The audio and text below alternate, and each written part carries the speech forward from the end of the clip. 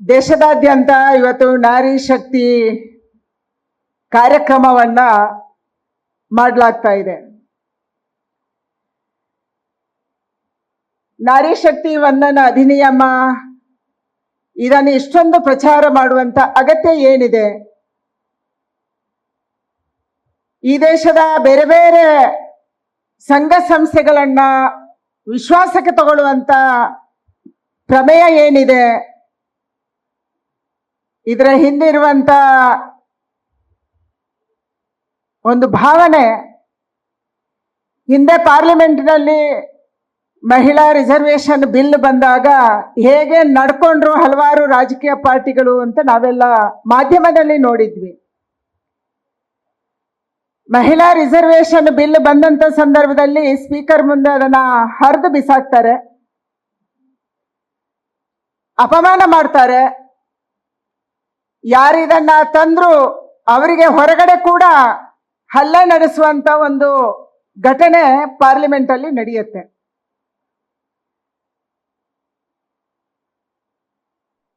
ದೇಶದ ನೇತೃತ್ವವನ್ನ ಮಹಿಳೆ ಹೊಂದಿದ್ರು, ಹಲವಾರು ರಾಜ್ಯಗಳ ನೇತೃತ್ವವನ್ನ ಮಹಿಳೆಯರು ಹೊಂದಿದ್ದಾರೆ.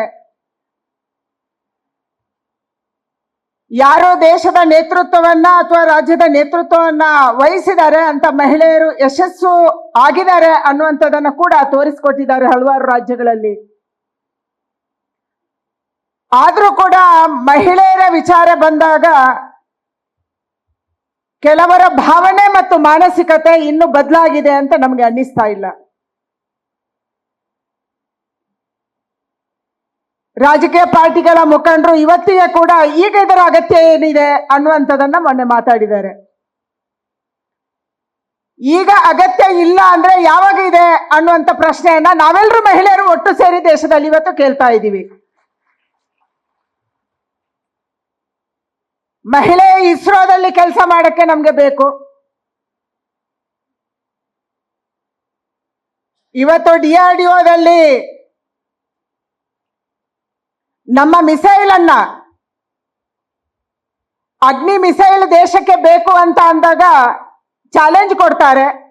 ಅವತ್ತಿದ್ದಂತ ಅಬ್ದುಲ್ ಕಲಾಂ ಅವರು DRDOದ ವಿಜ್ಞಾನಿಯಾಗಿ, ನಮ್ಮ ದೇಶಕ್ಕೆ ಅಗ್ನಿ ಮಿಸೈಲ್ನ ಅಗತ್ಯ ಇದೆ, ಯಾರು ಈ ಚಾಲೆಂಜ್ ಸ್ವೀಕಾರ ಮಾಡ್ತೀರಿ? ಬೇಕು ನಮ್ಗೆ ಬೇರೆ ದೇಶಗಳು ಪೋಖ್ರಾನ್ನಲ್ಲಿ ಅಣುಸ್ಫೋಟ ಆದ ಮೇಲೆ ಸ್ಯಾಂಕ್ಷನ್ ಹಾಕಿದಾವೆ. ಆವಾಗ ಒಂದು ಮಹಿಳೆ ಎದ್ದು ನಿಲ್ತಾಳೆ, ನಾನು ಮಾಡ್ತೀನಿ ಅಂತಾಳೆ. ಕೇರಳದಿಂದ ಬಂದಿರುವಂತ ಜೆಸ್ಸಿ ಥಾಮಸ್ ಇವತ್ತು ಅಗ್ನಿಪುತ್ರಿ ಅಂತ DRDOದಲ್ಲಿ ಕರೆಸ್ಕೊಂತಾಳೆ. ಇವತ್ತು ದೇಶಕ್ಕೆ ಅಗ್ನಿ ಶಸ್ತ್ರವನ್ನ ನಿರ್ಮಾಣ ಮಾಡ್ತಾಳೆ. ಜೆಸ್ಸಿ ಥಾಮಸ್ ಇವತ್ತು DRDOದಲ್ಲಿ ಇದ್ದಾರೆ. ಸ್ಪೋರ್ಟ್ಸ್ ಅಲ್ಲಿ ನಮ್ಮ ಕಣ್ಣ ಮುಂದೆನೆ ಅಶ್ವಿನಿ ನಾಚಪ್ಪ ಅವರಿದ್ದಾರೆ, ಮತ್ತು ಹಲವಾರು ಜನ ಸ್ಪೋರ್ಟ್ಸಿನ ಹಲವಾರು ಕಾಂಪಿಟೇಷನ್ ಅಲ್ಲಿ ಗೆದ್ದು ಭಾರತಕ್ಕೆ ಕೀರ್ತಿ ತಂದಂತ ಮಹಿಳೆಯರಿದ್ದಾರೆ. ಸಾಮಾಜಿಕ ಕ್ಷೇತ್ರದಲ್ಲಿ ಇವತ್ತು ಅತ್ಯಂತ ಹೆಚ್ಚು ಸ್ಪಂದನೆ ಕೊಡುವಂಥದ್ದು, ಅತ್ಯಂತ ಹೆಚ್ಚು ಸಾಮಾಜಿಕ ಕೆಲಸವನ್ನು ಮಾಡುವಂಥದ್ದು, ಅದು ಮಹಿಳೆಯರ ದೌರ್ಜನ್ಯದ ಬಗ್ಗೆ ಇರ್ಬೋದು, ಶಿಶುಗಳ ಹತ್ಯೆಯ ಬಗ್ಗೆ ಇರ್ಬೋದು, ಹೆಣ್ಣು ಶಿಶುವಿನ ಹತ್ಯೆ, ಗಂಡು ಶಿಶುವಿನ ಹತ್ಯೆ ಆಗಲ್ಲ ನಮ್ಮ ದೇಶದಲ್ಲಿ, ಹೆಣ್ಣು ಶಿಶುವಿನ ಹತ್ಯೆ ಇರ್ಬೋದು, ಅಥವಾ ಡೊಮೆಸ್ಟಿಕ್ ವೈಲೆನ್ಸ್ ಸಂದರ್ಭದಲ್ಲಿ ಇರ್ಬೋದು, ಸ್ಕೂಲಿಗೆ ಹೋಗುವಂತ ಚಿಕ್ಕ ಮಕ್ಕಳನ್ನ ಅತ್ಯಾಚಾರ ಮಾಡುವಂತ ಸಂದರ್ಭದಲ್ಲಿ ಇರ್ಬೋದು. ಈ ದೇಶದಲ್ಲಿ ಅತ್ಯಂತ ದೊಡ್ಡ ಧ್ವನಿಯಲ್ಲಿ ಧ್ವನಿ ಎತ್ತಿದವರು ಅಂತಂದ್ರೆ ನಮ್ಮ ದೇಶದ ಮಹಿಳೆಯರು ಮತ್ತು ಹಲವಾರು ಪ್ರಮುಖ ಮಹಿಳೆಯರು. ಪೈಲಟ್ ಆಗ್ತಾಳೆ, ವಿಜ್ಞಾನಿ ಆಗ್ತಾಳೆ, ಮಿಸೈಲ್ ಅನ್ನ ಹಾರಿಸುವಂತ ಸಂದರ್ಭದಲ್ಲಿ ಕೂಡ ಇವತ್ತು ಇಸ್ರೋದಲ್ಲಿ ಮುಂಚೂಣಿಯಲ್ಲಿ ಇರುವಂತವ್ರು ಯಾರು ಅಂತಂದ್ರೆ ಅದು ಮಹಿಳೆಯ ವಿಜ್ಞಾನಿಗಳ ತಂಡ.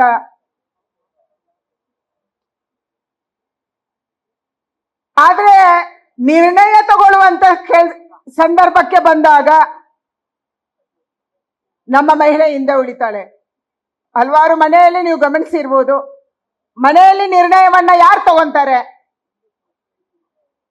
ನಮ್ಮ ಮನೆ ಹೇಗೆ ನಿರ್ಮಾಣ ಆಗ್ಬೇಕು ಅದು ಗಂಡಿನ ಚಾಯ್ಸು, ಅದು ಚಂದ ಇರಬೇಕು ಅಂತ ಹೆಣ್ಮಕ್ಳು ಹೇಳ್ತಾರೆ ಅಷ್ಟೇ. ಅದಕ್ಕೆ ಎಷ್ಟು ಖರ್ಚು ಮಾಡಬೇಕು ಅದು ಗಂಡಿನ ಚಾಯ್ಸ್ ಆಗಿತ್ತು. ಈಗ ಸ್ವಲ್ಪ ಈಕ್ವಾಲಿಟಿ ಬಂದಿದೆ. ನನ್ನ ಮಗನಿಗೆ ಅಥವಾ ಮಗಳಿಗೆ ಮದುವೆ ಎಲ್ಲಿ ಮಾಡಬೇಕು, ಯಾವ ಕುಟುಂಬದಿಂದ ಮಾಡಬೇಕು, ಇದು ಸಾಮಾನ್ಯವಾಗಿ ಹಲವಾರು ಕುಟುಂಬದಲ್ಲಿ ಇವತ್ತಿಗೂ ಗಂಡಿನ ಚಾಯ್ಸು.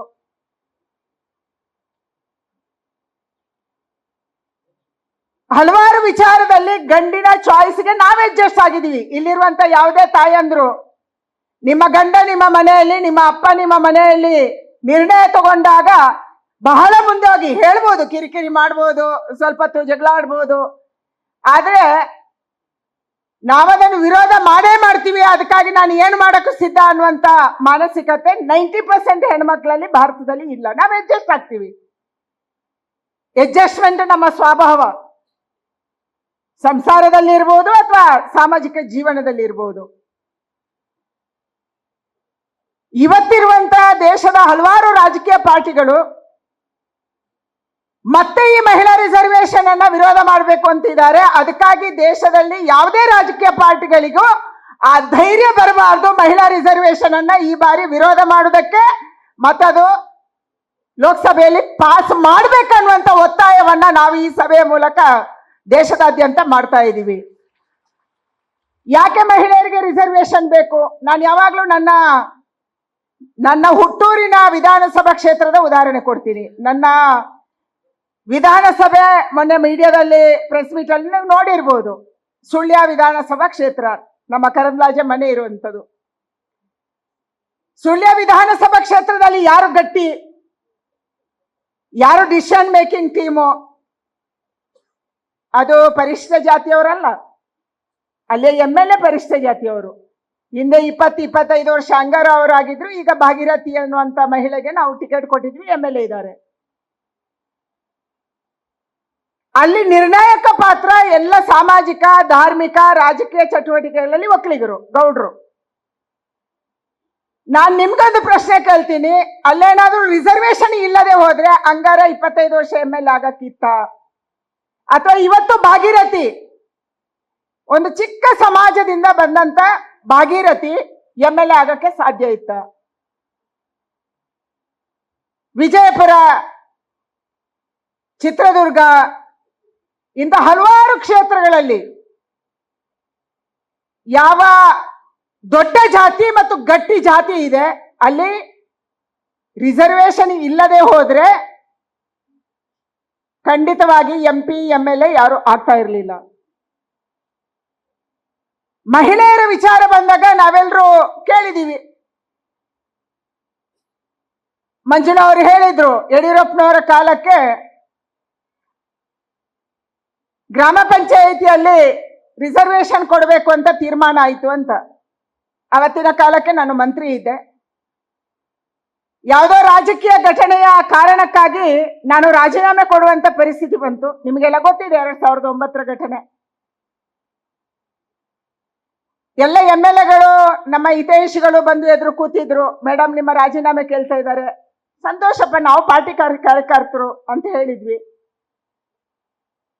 ಆದ್ರೆ ಗ್ರಾಮೀಣಾಭಿವೃದ್ಧಿ ಸಚಿವ ಆದಂತ ಸಂದರ್ಭದಲ್ಲಿ ನಮ್ಮ ಪ್ರಿನ್ಸಿಪಲ್ ಸೆಕ್ರೆಟರಿ ಬಂದು ಎದುರುಗಡೆ ಕೂತರು. ಮೇಡಮ್, ನಿಮ್ಮ ಮುಂದೆ ಒಂದು ಫೈಲ್ ಇದೆ ಅಂತ. ನಾನು ಫೈಲ್ಗೆ ಸೈನ್ ಮಾಡಲ್ಲಪ್ಪ, ನನ್ನ ರಾಜೀನಾಮೆ ಕೇಳ್ತಾ ಇದ್ದಾರೆ. ರಾಜೀನಾಮೆ ತಗೊಂಡಿಲ್ಲ ಅಂದ್ರೆ ಮಂತ್ರಿ ಆಗಿರ್ತೀನಿ, ರಾಜೀನಾಮೆ ತಗೊಂಡ್ರೆ ಮನೆಗೆ ಹೋಗ್ತೀನಿ, ಅವಾಗ ಇನ್ಯಾರೋ ಬಂದವರು ಇದಕ್ಕೆ ಸೈನ್ ಮಾಡ್ತಾರೆ ಅಂದೆ. ಏನ್ ಫೈಲ್ ಕೇಳಿದೆ. ಮೇಡಮ್, ಇದು ಗ್ರಾಮ ಪಂಚಾಯತಿಗಳಲ್ಲಿ 50% ಮಹಿಳೆಯರಿಗೆ ಮೀಸಲಾತಿ ಕೊಡ್ಬೇಕನ್ನುವಂತ ಫೈಲ್ ಸೈನ್ ಮಾಡ್ತೀರಾ ಕೇಳಿದ್ರು. ನಾನು ಹೇಳಿದೆ, ಮೊದಲು ಮಾಡ್ತೀನಿ, ನಾನು ರಾಜೀನಾಮೆ ಆಮೇಲೆ ಕೊಡ್ತೀನಿ ಅಂತ ಹೇಳಿ. ಅದಕ್ಕಾಗಿ ಇನ್ನೇನು ಟಿವಿನಲ್ಲಿ ಚರ್ಚೆ ನಡೀತಾ ಇದ್ದು, ಎಲ್ಲ ಶೋಕದ ಸಂದರ್ಭದಲ್ಲಿ ಇದ್ರು. ಅಂತ ಸಂದರ್ಭದಲ್ಲಿ ಅವತ್ತು ಗ್ರಾಮೀಣಾಭಿವೃದ್ಧಿ ಸಚಿವೆಯಾಗಿ 50% ಮಹಿಳಾ ಮೀಸಲಾತಿಗೆ ಸಹಿ ಮಾಡುವಂತ ಅವಕಾಶ ಸಿಕ್ಕಿತ್ತು. ಇವತ್ತು ಪಾರ್ಲಿಮೆಂಟ್ ಅಲ್ಲಿ ದೇಶದ ನಿರ್ಣಯವನ್ನು ತಗೊಳ್ಳುವಂತ ಸಂದರ್ಭದಲ್ಲಿ ಮತ್ತೆ ಮಹಿಳಾ ಮೀಸಲಾತಿಗೆ ಕೈ ಎತ್ತುವಂತ ಒಂದು ಸದಾವಕಾಶ ನೀವೆಲ್ಲರೂ ಮಾಡಿಕೊಟ್ಟಿದ್ದೀರಿ. ಅದಕ್ಕೆ ನಾನು ನಿಮ್ಗೆ ಧನ್ಯವಾದಗಳನ್ನ ಹೇಳ್ತಾ ಇದ್ದೀನಿ. ನರೇಂದ್ರ ಮೋದಿ ಅವರ ಮನಸ್ಸಲ್ಲಿ ಏನಿದೆ? ನರೇಂದ್ರ ಮೋದಿ ಅವರ ಮನಸ್ಸಲ್ಲಿ ಒಂದೇ ಇರುವಂತದ್ದು, ನಾವು ವುಮೆನ್ ಡೆವಲಪ್ಮೆಂಟ್ ಬಗ್ಗೆ ಮಾತಾಡ್ತಿದ್ವಿ ಇಷ್ಟು ವರ್ಷ. ವುಮೆನ್ ಡೆವಲಪ್ಮೆಂಟ್, ಮಹಿಳೆಯರ ಅಭಿವೃದ್ಧಿ ಆಗಬೇಕು. ಮೋದಿ ಪ್ರತಿ ಸಂದರ್ಭದಲ್ಲಿ 2014 ಇಂದ ಎಂದು ವುಮೆನ್ ಡೆವಲಪ್ಮೆಂಟ್ ಅಂತ ಅವ್ರು ಹೇಳಿಲ್ಲ. ಅವ್ರೇನ್ ಹೇಳಿದ್ದಾರೆ? ವುಮೆನ್ ಲೆಡ್ ಡೆವಲಪ್ಮೆಂಟ್, ಮಹಿಳೆ ನೇತೃತ್ವ ವಹಿಸಿರುವಂತ ಅಭಿವೃದ್ಧಿ ಈ ದೇಶದಲ್ಲಿ ಆಗ್ಬೇಕು, ವಿಕಾಸ ಆಗ್ಬೇಕು, ಇದು ಅವರ ಕಲ್ಪನೆ. Not women's development. Women development ಅಗತ್ಯ ಇಲ್ಲ. ನಮ್ಮ ತಾಯಿ ಒಂದು ಮನೆಯಲ್ಲಿ ಏನೂ ಶಿಕ್ಷಣ ಇಲ್ಲದೇನೋ ಅತ್ಯಂತ ಚೆನ್ನಾಗಿ ನಿರ್ವಹಣೆ ಮಾಡಬಲ್ಲು. ಅವಳಿಗೆ ಯಾವುದಕ್ಕೆ ಖರ್ಚು ಮಾಡಬೇಕು ಮತ್ತೆ ಎಷ್ಟು ಮೀಗಿಸಿ ಇಡಬೇಕು ಅವಳಿಗೆ ಗೊತ್ತಿದೆ. ಗ್ರಾಮೀಣಾಭಿವೃದ್ಧಿ ಸಚಿವ ಆಗಿದ್ದಾಗ ನಂಗೆ ಇನ್ನೊಂದು ಉದಾಹರಣೆ ಸಿಕ್ತು. ಗ್ರಾಮ ಪಂಚಾಯತ್ಗಳಿಗೆ ಪ್ರಶಸ್ತಿ ಕೊಡಬೇಕು ಅನ್ನುವಂಥದ್ದು ತೀರ್ಮಾನ ಆಯಿತು, ಯಾರು ಫಸ್ಟ್ ಸೆಕೆಂಡು ಥರ್ಡು ಅಂತ ಹೇಳಿ. ಅದರಲ್ಲಿ ಗ್ರಾಮ ಪಂಚಾಯತಿ ಮಹಿಳಾ ಅಧ್ಯಕ್ಷ ಇದ್ದಲ್ಲಿ ಫಸ್ಟ್ ಬಂತು. ಚಪ್ಪಾಳೆ ಈಗ ತಟ್ಟುದಲ್ಲ, ಚಪ್ಪಾಳೆ ಆಮೇಲೆ ತಟ್ಟುದು. ಯಾಕೆಂದ್ರೆ ಆ ಮಹಿಳೆಗೆ ಎಜುಕೇಶನ್ ಇರಲಿಲ್ಲ. ಆ ಮಹಿಳೆ ಫಸ್ಟ್ ಟೈಮು ಗ್ರಾಮ ಪಂಚಾಯತಿ ಮೆಂಬರ್ ಆಗಿದ್ದು. ಅವರಿಗೆ ಏನೇನೋ ರಾಜಕೀಯ ಇಲ್ಲ, ರಾಜಕೀಯ ಫ್ಯಾಮಿಲಿ ಅಲ್ಲ. ಆದರೆ ಅವರ ಅಧ್ಯಕ್ಷ ಆಗಿ 4 ವರ್ಷಗಳ ಕಾಲ ಅತ್ಯಂತ ಚೆನ್ನಾಗಿ ಆ ಗ್ರಾಮ ಪಂಚಾಯತಿಯನ್ನ ನಡೆಸಿದ್ರು. ನಾವು ಕರೆದು ಕೇಳಿದ್ವಿ ಪ್ರಶಸ್ತಿ ತಗೊಳಕ್ಕೆ ಬಂದದಿನ ಹೆಂಗ್ ಮಾಡಿದ್ರಿ ಅಂತ. ಅವ್ರು ಹೇಳಿದ್ರು ನನಗೆ ರಾಜಕೀಯ ಗೊತ್ತಿಲ್ಲ, ಲೆಕ್ಕಾಚಾರನೂ ಗೊತ್ತಿಲ್ಲ, ಆದ್ರೆ ನನ್ನ ಪಂಚಾಯತ್ಗೆ ಬಂದಿರುವಂತ ಒಂದೊಂದು ಪೈಸೆ ನನ್ನ ಜನಕ್ಕೆ ಖರ್ಚು ಮಾಡಬೇಕು ಅಂತ ಸಮಸ್ಯೆಯನ್ನು ಗುರ್ತು ಮಾಡಿ ನಾನು ಖರ್ಚು ಮಾಡಿದೆ. ಅಂದ್ರೆ ಮಹಿಳೆಗೆ ಅವಕಾಶ ಸಿಕ್ಕಾಗ, ನಿರ್ಣಯ ತಗೊಳ್ಳುವಂತ ಸ್ಥಿತಿಗೆ ಅವಳು ಬಂದಾಗ, ಶಿಕ್ಷಣ ಇಲ್ಲದೆ ಇರ್ಬೋದು, ಕೇವಲ ದುಡ್ಡಿನ ಲೆಕ್ಕಾಚಾರ ಅಲ್ಲ, ಭಾವನೆಗಳ ಮೂಲಕ ಅವಳು ಕೆಲಸ ಮಾಡ್ತಾಳೆ, ಅದಕ್ಕೆ ಅವಳು ಯಶಸ್ವಿ ಆದ್ಲು. ತನ್ನ ದುಡ್ಡಿನ ಜೊತೆ ಆ ಪಂಚಾಯಿತಿಯ ಅಭಿವೃದ್ಧಿಯ ಯೋಜನೆ ಸ್ಕೀಮ್ಗಳ ಜೊತೆ ತನ್ನ ಭಾವನೆಯನ್ನು ಸೇರಿಸಿದ್ಲು. ನನ್ನ ಜನಕ್ಕೆ ಒಳ್ಳೇದಾಗಬೇಕು, ನನ್ನ ಪಂಚಾಯಿತಿಯಲ್ಲಿ ಈ ಸಮಸ್ಯೆ ಇದೆ, ಈ ಸಮಸ್ಯೆಯನ್ನ ನಾನು ಬಗೆಹರಿಸಬೇಕು, ಈ ದುಡ್ಡನ್ನ ಆದ್ಯತೆಯಲ್ಲಿ ಇದಕ್ಕೆ ಖರ್ಚು ಮಾಡಬೇಕು. ಇದು ಅವಳ ಸಂಕಲ್ಪ ಆಗಿತ್ತು, ಅವಳ ಗುರಿ ಆಗಿತ್ತು, ಅವಳ ಲಕ್ಷ್ಯ ಆಗಿತ್ತು. ಅದಕ್ಕಾಗಿ ಅವಳಿಗೆ ಫಸ್ಟ್ ಪ್ರೈಸ್ ಬಂತು. ಅದಕ್ಕಾಗಿ ಇವತ್ತು ನರೇಂದ್ರ ಮೋದಿ ಅವರು ನಿರ್ಣಯ ಪ್ರಕ್ರಿಯೆಯಲ್ಲಿ ಮಹಿಳೆಯರು ಇರಬೇಕು. ಇವತ್ತು ದೇಶದ ಹಣಕಾಸು ಸಚಿವರು ಮಹಿಳೆಯರು, ಅದಕ್ಕೆ ಮೊದಲು ಡಿಫೆನ್ಸ್ ಮಿನಿಸ್ಟರ್ ಆದ್ರು, ಬೇರೆ ಬೇರೆ ಖಾತೆಗಳನ್ನ ದೇಶದ ಪ್ರಧಾನಿಯವರು ಮಹಿಳೆಯರಿಗೆ ಕೊಟ್ಟಿದ್ದಾರೆ. ಫೇಲ್ ಆಗಿದೆಯಾ? ಇಲ್ಲ. ಈ ದೇಶದ ಇವತ್ತಿನ ಸ್ಥಿತಿಯಲ್ಲಿ ದೇಶವನ್ನ ಹೇಗೆ ಆರ್ಥಿಕವಾಗಿ ಮುನ್ನಡೆಸಬಹುದು, ಇಡೀ ಜಗತ್ತು ಸಂಕಷ್ಟದಲ್ಲಿರುವಂತ ಸಂದರ್ಭದಲ್ಲಿ ಕೋವಿಡ್ ಬಂತು, ಕೋವಿಡ್ನ ಸಂದರ್ಭ ಇರ್ಬೋದು, ಅಥವಾ ಇವತ್ತಿನ ಜಗತ್ತಿನ ಸಮಸ್ಯೆಗಳ ಮಧ್ಯೆ ಈ ದೇಶವನ್ನ ಸುಲಲಿತವಾಗಿ ಹೇಗೆ ನಡೆಸಬಹುದು ಅನ್ನುವಂಥದ್ದನ್ನ ನಿರ್ಣಯ ತಗೊಳ್ಳುವಂತ ಒಂದು ಜಾಗದಲ್ಲಿ ನಮ್ಮ ಮಹಿಳೆಯರು ನಮ್ಮ ದೇಶದ ಸರ್ಕಾರದಲ್ಲಿ ಇದ್ದಾರೆ. ಇದು ನಮ್ಮ ಹೆಮ್ಮೆ. ಮಹಿಳೆಗೆ ಜವಾಬ್ದಾರಿ ಕೊಟ್ಟಾಗ ಯಶಸ್ವಿ ಮಾಡಬೇಕು. ಎಲ್ಲರೂ ಫೇಲ್ ಆದ್ರೆ ಅದು ಒಬ್ಬಳ ಫೇಲ್ಯೂರ್ ಆಗಲ್ಲ, ಅದು ಎಲ್ಲರ ಫೇಲ್ಯೂರ್ ಆಗುತ್ತೆ. ಮೊದಲೇ ಮಹಿಳೆಯರಿಗೆ ಏನೋ ಮಹಿಳಾ ಮತ್ತು ಮಕ್ಕಳ ಖಾತೆ, ಮಕ್ಕಳ ಕಲ್ಯಾಣ ಇಲಾಖೆ ಖಾತೆ ಸಿಗುತ್ತೆ. ಈಗಲೂ ಅದೇ ಇರೋದು ಕರ್ನಾಟಕದಲ್ಲಿ. ಅದನ್ನು ಮುಂದುವರೆದು ಯೋಚನೆ ಮಾಡಲ್ಲ. ಪೊಲಿಟಿಕ್ಸ್ ಅಲ್ಲಿ ಇದನ್ನು ಮೀರಿ ಬೇರೆ ಯಾವುದೋ ಖಾತೆ ನಡೆಸಬಹುದು, ಮ್ಯಾಕ್ಸಿಮಮ್ ಅಂದ್ರೆ ಕನ್ನಡ ಕಲ್ಚರು. ಆದ್ರೆ ನಾನು ಯಡಿಯೂರಪ್ಪನವರಿಗೆ ಅಭಿನಂದನೆ ಸಲ್ಲಿಸಬೇಕು. ನಾನು ಮೊದಲು ಮಂತ್ರಿ ಆದಾಗ ನನಗೆ ಗ್ರಾಮೀಣಾಭಿವೃದ್ಧಿ ಕೊಟ್ಟರು, ಮತ್ತೆ ಈ ರಾಜ್ಯದಲ್ಲಿ ನಾವು ಕೆಲಸ ಮಾಡಿ ತೋರಿಸುವಂತ ಒಂದು ಅವಕಾಶ ಕೊಟ್ಟರು, ಇಂಧನ ಖಾತೆ ಕೊಟ್ಟರು. ಇವತ್ತಿಗೂ ಹಳ್ಳಿಗೆ ಹೋದ್ರೆ ಇಂಧನ ಖಾತೆ ಬಗ್ಗೆ ಮಾತಾಡ್ತಾರೆ. ಯಾಕಂದ್ರೆ ನನ್ನ ಮುಂದಿರುವಂತ ಚಾಲೆಂಜು ಕೇವಲ ನಂದಲ್ಲ. ನಾವೊಂದು ಅಡಿಪಾಯವನ್ನ, ಒಂದು ಪ್ರೆಸಿಡೆಂಟ್ ಅನ್ನ ಹಾಕಿ ಹೋಗ್ಬೇಕು. ಮಹಿಳೆ ಕೇವಲ ಮಹಿಳಾ ಮತ್ತು ಮಕ್ಕಳ ಖಾತೆಗೆ ಸೀಮಿತ ಅಲ್ಲ, ಮಹಿಳೆಗೆ ಬೇರೆ ಖಾತೆ ಕೊಟ್ಟರು ಕೂಡ ನಿಭಾಯಿಸಬಹುದು ಅನ್ನುವಂತ ಒಂದು ಅಡಿಪಾಯ ನಾವು ಹಾಕಿ ಹೋಗ್ಬೇಕು. ಇದನ್ನು ನಾವೆಲ್ಲ ತಾಯಿಯಂದ್ರು ಮಾಡ್ಬೇಕನ್ನುವಂತ ವಿನಂತಿ ನಂದು. ಪೊಲಿಟಿಕ್ಸ್ ಅಲ್ಲಿ ಗಂಡ ಇದ್ದಾರೆ ಅದಕ್ಕೆ ಹೆಣ್ಮಗಳು ಬರುವುದು ಅಲ್ಲ. ನಮ್ಮನ್ನು ನಾವು ಎತ್ತರಕ್ಕೇರಿಸ್ಕೋಬೇಕು. ನಾನು ಎಲ್ಲಾ ಸಭೆಗಳಲ್ಲಿ, ರಾಜಕೀಯ ಹೆಣ್ಮಕ್ಳ ಸಭೆಯಲ್ಲಿ ಹೇಳ್ತೀನಿ, ಯಾವುದೇ ಪಾರ್ಟಿ ಇರ್ಬೋದು, ಎಲ್ಲಾ ಪಾರ್ಟಿಯಲ್ಲಿ ಕೂಡ ಹೆಣ್ಮಕ್ಳು ಕೆಲಸ ಮಾಡ್ತಾರೆ, ಅವರಿಗೆ ಅವಕಾಶ ಆಗ್ಬೇಕು. ಎಲ್ಲ ಕ್ಷೇತ್ರದಲ್ಲಿ ಹೆಣ್ಮಕ್ಳಿದ್ದಾರೆ, ಸಾಧನೆ ಮಾಡಿರುವಂತ ಹೆಣ್ಮಕ್ಳಿದ್ದಾರೆ. ಅವರೇ ವಿಧಾನಸಭೆಗೆ ಬಂದ್ರೆ ಅವರು ಪಾರ್ಲಿಮೆಂಟ್ಗೆ ಹೋದ್ರೆ ಅವರ ಕ್ಷೇತ್ರದಲ್ಲಿ ಚೆನ್ನಾಗಿ ಮಾಡಬಲ್ಲರು. ಯಾರೋ ಅಡ್ವೊಕೇಟ್ ಆಗಿದ್ದಾರೆ, ಕಾನೂನು ಹೇಗೆ ಸುಧಾರಣೆ ಮಾಡ್ಬೋದು, ಸ್ಪೆಷಲಿ ಹೆಣ್ಮಕ್ಳಿಗೆ ಕಾನೂನು ಹೇಗೆ ಸುಧಾರಣೆ ಮಾಡಿಸ್ಬೋದು. ಯಾರೋ ಡಾಕ್ಟರ್ ಇದ್ದಾರೆ, ಡಾಕ್ಟ್ರು ಆ ಹೆಲ್ತ್ ಕ್ಷೇತ್ರದಲ್ಲಿ ಹೇಗೆ ಸುಧಾರಣೆ ಮಾಡ್ಬೋದು. ಯಾರೋ ಎಂಜಿನಿಯರ್ ಇದ್ದಾರೆ, 10 ವರ್ಷಕ್ಕೆ ಬಿದ್ದೋಗುವಂತ ಕಟ್ಟಡ ಅಲ್ಲ, ಇದನ್ನು ಇನ್ನೂ ಚೆನ್ನಾಗಿ ಹೇಗೆ ಮಾಡ್ಬೋದು. ಅವಳು ಆ ಭಾವನೆ ಜೊತೆ ಕೆಲಸ ಮಾಡೋಕ್ಕೆ ಸಾಧ್ಯ ಆಗುತ್ತೆ. ಅದಕ್ಕಾಗಿ ಇವತ್ತು ಬೇರೆ ಬೇರೆ ಕ್ಷೇತ್ರದಲ್ಲಿರುವಂತ ಹೆಣ್ಮಕ್ಳು ರಾಜಕೀಯಕ್ಕೆ ಬರಬೇಕು. ನ್ಯೂಸ್ ಫಸ್ಟ್, ನಿರ್ಭೀತಿಯಿಂದ ನಿಮ್ಮ ಪರವಾಗಿ.